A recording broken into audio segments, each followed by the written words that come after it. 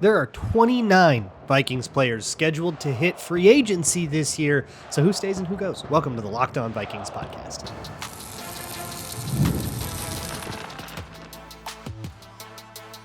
You are Locked On Vikings, your daily Minnesota Vikings podcast, part of the Locked On Podcast Network, your team every day.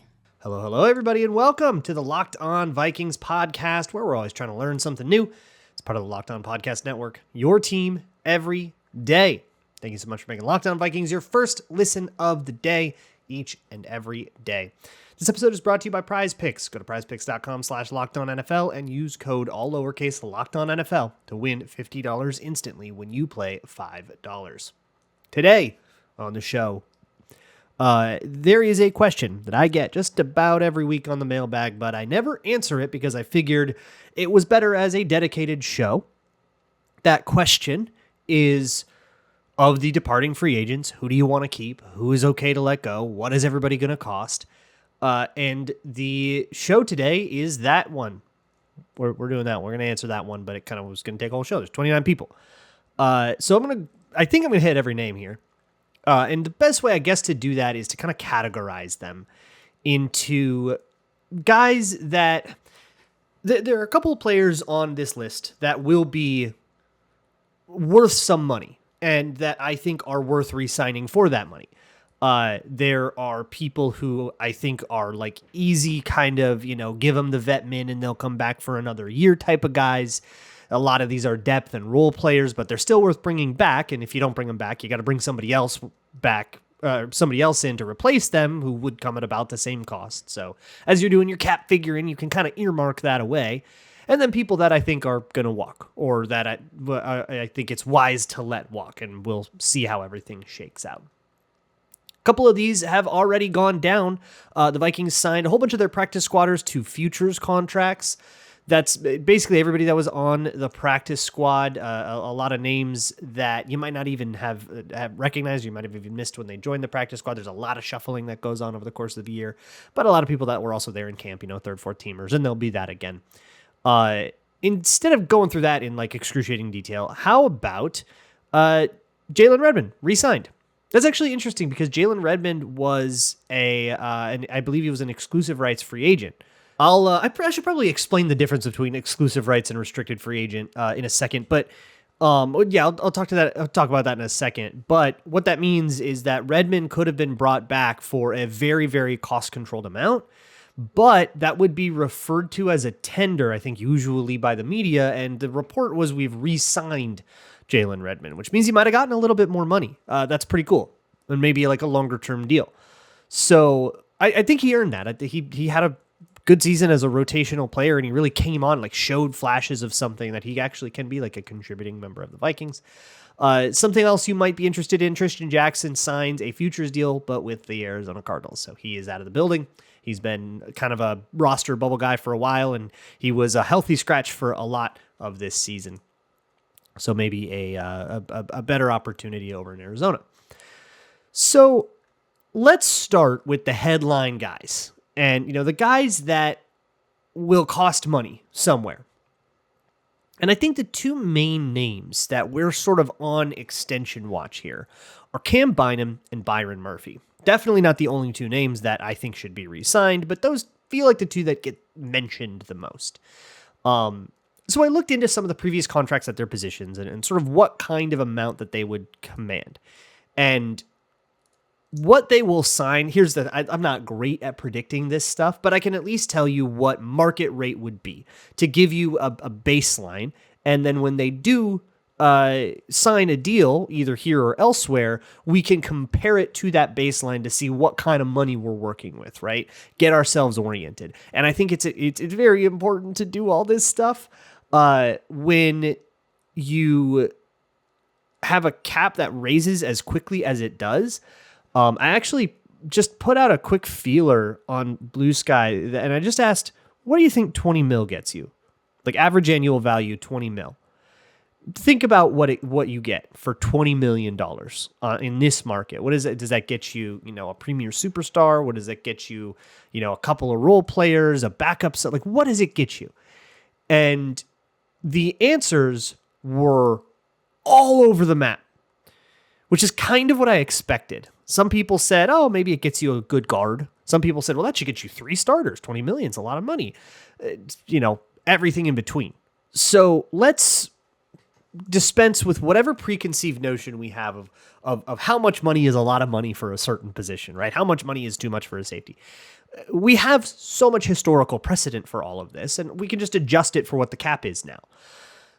Over the Cap actually has that page. If you go to their history page, they have like contract history for all the sorted by position. You can just look at what a big safety contract was in 2019 and what percentage of the cap that took up. And in 2014, what percentage of the cap, what would that percentage of cap be? So if I look at a contract like the one Budda Baker signed in 2020, let's start with Cam Bynum. The one that Budda Baker signed in 2020. It seems like a reasonable thing, right? Cam Bynum, starting safety, maybe Budda Baker gets a little bit more than Bynum did because Budda Baker was more core to that defense, whereas Bynum is, more of a part of a whole. But still, he's a good safety. We like him. We want him in. We're going to pay him. Okay. Budda Baker's contract adjusted. It was like 4 for 56, if I recall. Adjust that for the 2024 cap, and the Vikings would be paying Bynum about $20 million a year. Personally, I think that's worth it. I think with the way that Rob Brzezinski tends to structure contracts, and you can expect most of the contracts to look something like, pretty cheap in the first 2 years. The money is a little expensive and still a little hard to cut in the third year, but not impossible. It's an out, but a painful one. And then by years 4 and 5, the real money kicks in, but it also gets a lot easier to get out of them if there is a year 4 and 5. That's typically how Brzezinski structures these contracts, and that's talking about cap hit. He uses a lot of signing bonus stuff. Usually there are clear moments where a restructure is possible that are you can kind of tell that they plan to click the restructure button in that year to help kick cap down the road. And incentive structures and all that other stuff is more of a case by case thing. So $20 million a year for Cam Bynum feels fine to me, right? That we're giving him the market rate extension, and I would love to give him the market rate extension rather than creating a need. Because one of the other guys who is set to depart is Harrison Smith. His contract is up, so even if he doesn't retire, he becomes a free agent then. Obviously, you want to try to bring him back, but easier said than done. As for Byron Murphy, I looked at the Pat Surtain contract that he just signed, like the one he signed like this last offseason. It would be, his market rate would be like 26 or 27 mil a year, call that 2 or 3 years. And again, I'm doing that. So I plugged this into the over the cap calculator without doing any of the Brzezinski structure stuff. If you did that and then ran back a couple of the other ones that you probably want to run back, plus some veteran stuff, you still end up with like 15 mil left in cap space. And that's like a pretty aggressively front loading compared to what the Vikings typically do. So you can have anywhere, the Vikings are projected to be anywhere between 70 and 67 mil in cap space, depending on how different websites count like voidable years and contracts that are going to void and how they project that. There are 5 players on here who we'll talk about like the different types of free agent in a second. Actually, let's do it now. So there's like your unrestricted, voided free agents, guys that are just going to like go be free agents that can negotiate with another team. And then there's the restricted kinds of free agents. So a restricted free agent, this is like Theo Jackson, can be tendered with a contract that's like a pre-negotiated amount. So say an original round tender. That means that player gets an offer of, I think it's like a $3.1 million contract this year. And other teams can negotiate with that player and work out a deal that's like better than that number. The Vikings can then come in and say, actually, we'll pay you that contract and you can stay here. And if they decide to do that, there's nothing Theo Jackson can do about it. He remains a Viking at that price. And if the Vikings decide, no, Raiders, you can have him for that, then he goes for the original round he was drafted at. So for Theo Jackson, he's a 6th round pick. So the Raiders get him at that contract, but they give the Vikings a 6th round pick back. You can also do higher versions of this same thing with a first or second round tender, where it would be a second round pick or a first round pick, but those are more expensive contracts, so you have to make that decision. Usually it's original round. And then there's the exclusive rights free agent, which is somebody like Jalen Redmond, people who have, I think it's less than 3 accrued seasons. So this is, a lot of times this is like undrafted free agents that got cut, but then got pulled back onto the roster, those kind of guys. Or guys from the spring leagues like Jalen Redmond, who was an exclusive rights free agent. He re-signed with the Vikings. He was not tendered. The tender is a pre-negotiated, very, very small amount. I think it would have been like $960,000. And there's no matching. There's no renegotiating. There's no nothing. You just get that. You just get that player at that price. There's not really any recourse that he has. You can just negotiate. So exclusive rights free agents are usually very cheap. They're 1-year deals, and then they sit with you for another year, and then you move on from there. But Jalen Redmond might have earned like a multi-year deal or something else. Like there's nothing stopping a team from signing him to like a real contract if that's the way you want to play it. So that's the different kinds of free agency. I've got a lot more of these like situations to go over, so that'll be next. Today's episode of Locked On Vikings is brought to you by PrizePicks. It's the best place to play daily fantasy football. Look, the divisional round after a playoff loss is always pretty hard to enjoy for me. I'm just still kind of like bummed. I'm looking at the team that beat us going like, God, we could have been there. And PrizePicks is going to get me through it. I'm going to put in a good old, real big, I'm going to go maybe a full 6-player lineup just so I've got something else to root for to distract me from my sorrows. If you want to join me, all you got to do is pick more or less on any player stat like passing yards or rushing touchdowns for a shot to win up to 1,000 times your money. You can make your picks in less than 60 seconds, and whether you're looking for a flex play or you want to cash out quickly, PrizePicks has you covered. Here's a special offer for Locked On NFL listeners. Download the app today and use code LOCKEDONNFL to get $50 instantly after you play your first $5 lineup. That's PrizePicks. Once again, you can download the PrizePicks app today and use code LOCKEDONNFL to get $50 instantly after you play your first $5 lineup. PrizePicks, run your game. Moving on with this Locked On Vikings episode. Thank you so much for making Locked On Vikings your first listen of the day. So, we've got a lot more stuff to talk about. In addition to Theo Jackson being an easy original round tender to me, if someone else wants to come along and pay him $10 million and he takes it, like, sure. Jeremy Flax is also an exclusive rights free agent. He didn't make the team, but he did end up on the roster for a hot second during an injury crunch. So he gets to be counted as like that exclusive rights free agent. And I think tendering him in that way is pretty easy. Bring him back for camp, see if he makes the team. Those guys make so little that even if they do get cut, it's not really, and I don't even think that's guaranteed money actually. It might be, but either way, it's nickels and dimes. There are a few guys that I like back, but not if they ask for money. Not if they cost something, kind of like Theo Jackson. If they come back, they want a little vet min or maybe just a little more than that, like sure, fine. But another restricted free agent is Ryan Wright. I like him back. I think that's totally fine. As a punter, he's like not great. He's not like the greatest punter in the world to me, but he will give you a few really, really nice ones and then a few pretty bad ones. Like he's up and down, and I think that's perfectly fine. If you aren't satisfied with that and you want to bring in a new punter to compete with him, I think that is absolutely great. But I don't think that the process of switching punters starts with letting Ryan Wright walk. I think you keep him in the building and see if you can't get somebody else that beats him. But I want to keep that floor in place in case the guy I bring in actually sucks more. I want to be kind of guarded against that possibility.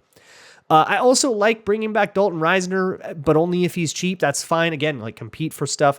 In this same category, I would put Cam Akers, Dan Feeney, Johnny Munt, Trent Sherfield, Kamu Grugier-Hill, Jerry Tillery, and Jihad Ward. If these guys start asking for like money, if they want to truly be starters, like I don't know if I love that. And I wonder what, like Reisner's the one that's interesting to me. The rest of those guys, they're veterans. Their depth, they know the score. So I think a lot of those guys would say yes to that kind of thing. But Reisner's an interesting one. I mean, he has a history of asking for so much money, he doesn't get signed till week 2, right? So that'll be a curious case to watch. But if he does end up walking or going somewhere else, and for any of these guys, if they end up walking or going somewhere else, you probably wouldn't think about it for much longer than that the minute you hear about that news. if you don't necessarily want to keep a Daniel Jones style backup, and I'll talk about what I think they should do with Daniel Jones in a second, then I think bringing back Nick Mullins is a good option if you like don't care to have, him or Zach Wilson or some other like maligned name, but someone with starting experience to be in the building.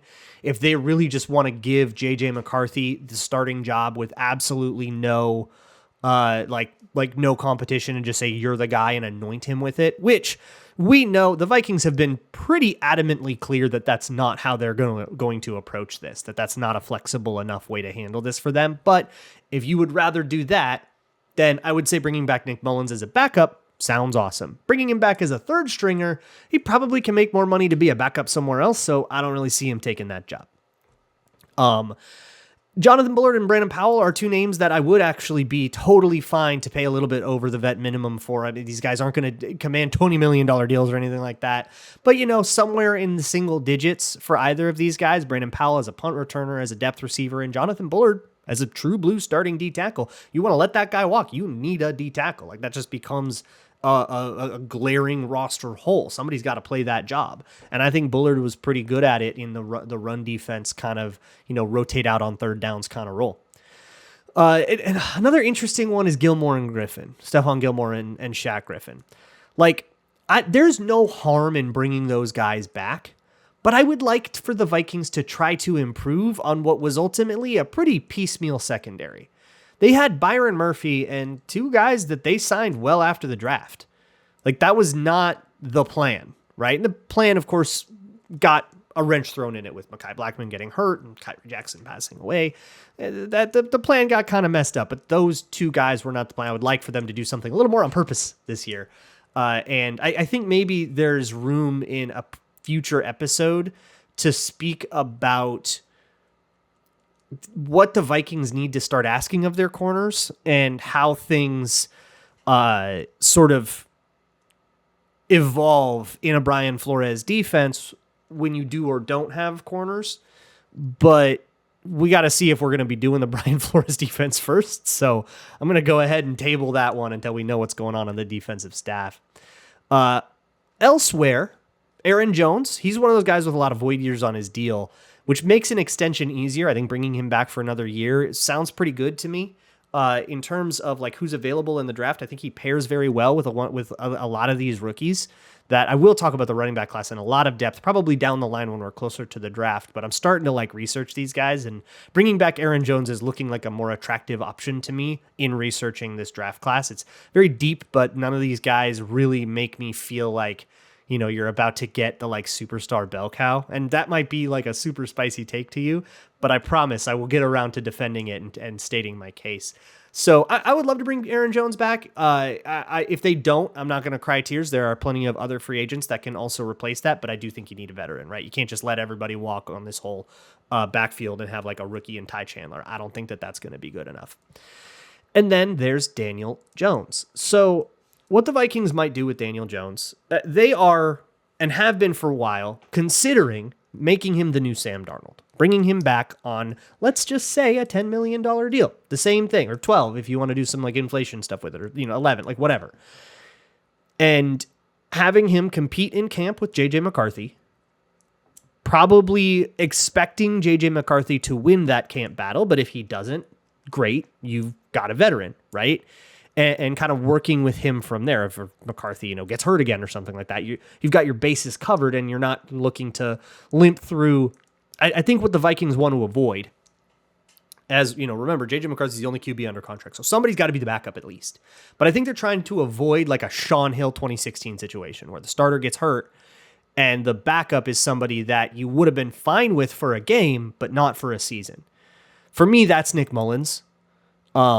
And that's why letting him walk feels more likely to me, even though I like him as a backup.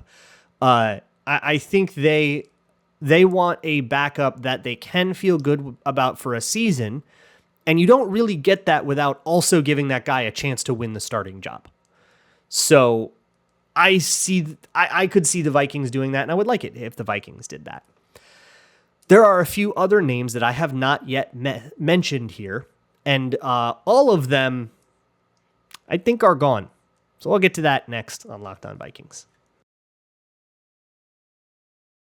Today's episode of Locked On Vikings is brought to you by TurboTax. It is tax season.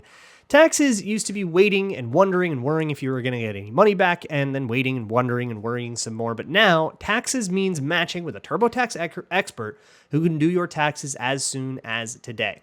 An expert who gives your taxes their undivided attention as they work on your return while you get real-time updates on their progress so you can focus on your day. This expert will find you every deduction possible, file every form, every investment, and everything with 100% accuracy. Also, you can get the most money back guaranteed.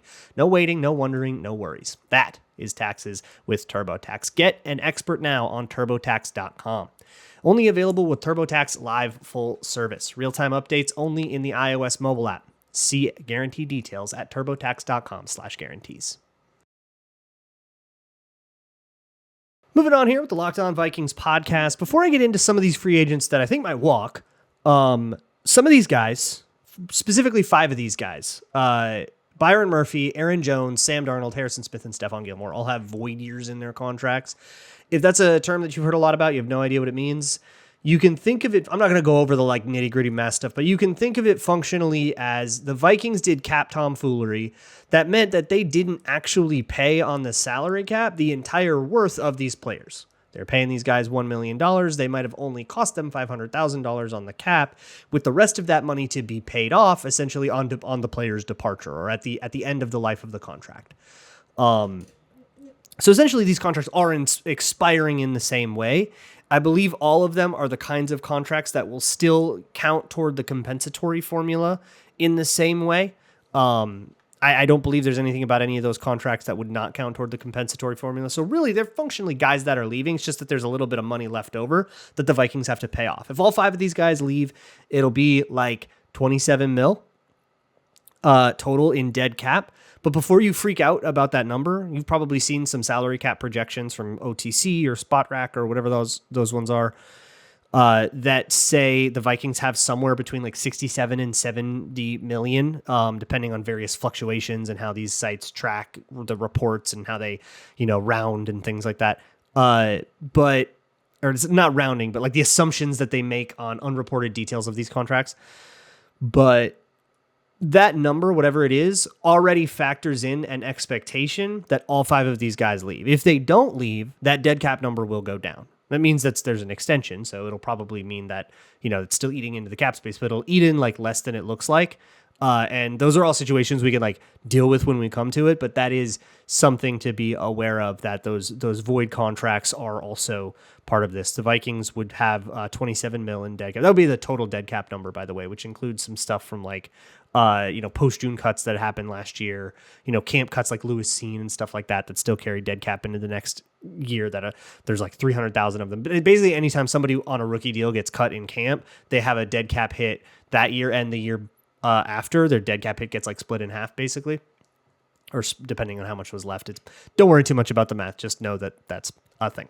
All right, here are some pending free agents that I think will leave. If I have not said your favorite guy's name, then I think he's out of here. And that might be pretty disappointing because there are some names on there that I like and I would love to see back in purple, and I just kind of don't see it happening. Sam Darnold is one. It's the one I'm the least sure about. Tom Pelissero just came out on I think it was on NFL Network, and said that he still sees Sam Darnold in purple. He sees that being the thing, but he used very unsure language. This is very clearly a situation that's up in the air. Pelissero has his prediction based on what he knows, so take that for what it's worth. I still just kind of look at Sam Darnold and say, man, I think you make so much more money elsewhere. And I don't think he played well enough to justify the projected $41 million cap hit that comes with a franchise tag. So I just kind of feel like he says, thanks, guys, but I'm going to go make the Raiders and Giants bid against each other for me. Why wouldn't you do that? If he does end up taking a team-friendly deal with Minnesota, that means that is a special culture tax moment. That's an all-time culture tax moment. And that goes the same for the other couple guys that I think will be pretty expensive, Byron Murphy and Cam Bynum. Those guys take less than the amounts that I gave to you, than the numbers that I said to you. That is a team-friendly deal. That's where I drew that thing, that defining a team-friendly deal for Cam Bynum is anything less than 20 mil a year means he's signing for less than what safeties go for nowadays. That means that he's, doing something kind. He's willing to take it to stay in Minnesota.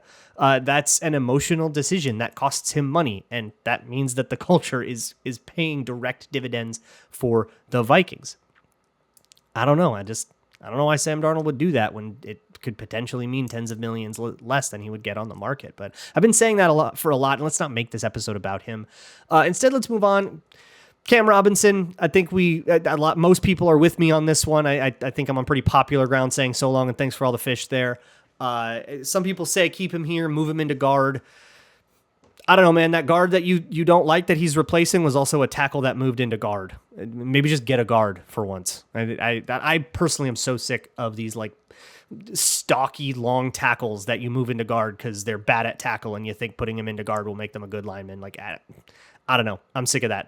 Just get a guard. Oh my God. We talked about Harrison Smith. It still feels to me like he is retiring. The way that he's talking, the way that there's the language of all of this feels very final. But again, if he doesn't, he is still a free agent, and I don't know if the Vikings bring him back just out of the emotion of the whole thing. Maybe he goes and does a retirement tour year and dons a Falcons jersey or something for 2 seconds, and it'll look really weird. But either that or he decides finally to hang him up. Pat Jones is another one.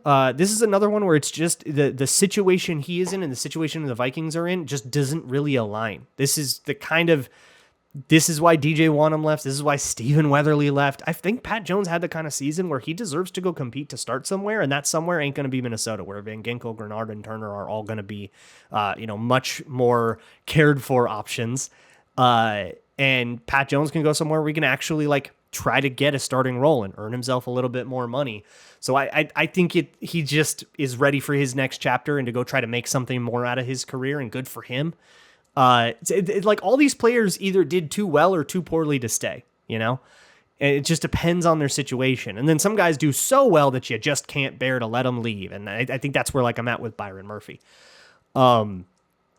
If I haven't mentioned him so far, then I'm in a very apathetic place. I mean, this is your Henry Birds, your Brett Rippins, your Fabian Moreau's, and those are the 3 guys that I haven't mentioned yet. Sure, if you want to come back and be depth, I don't care. Okay, or not, then somebody else can go take your position as QB3, Brett Rippin, and then that's fine.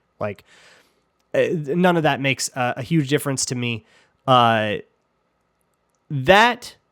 is everybody. It's all 29. I don't think I missed anybody. Let me know if I missed anybody. I think I got everybody, including people who are voiding out and stuff. But that means of the 29 that are coming back, if they bring back all my guys that I like, even the ones that I'm sort of lukewarm on, but would take them if they took the vet min. If all of that happens, that brings back 18 of the 29. That includes Jalen Redmond, by the way, who was on this. I started this list before I saw the news that he was re-signed.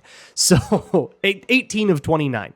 You're letting 11 of those guys go. So significantly more than half, 2/3 of that list basically is coming back.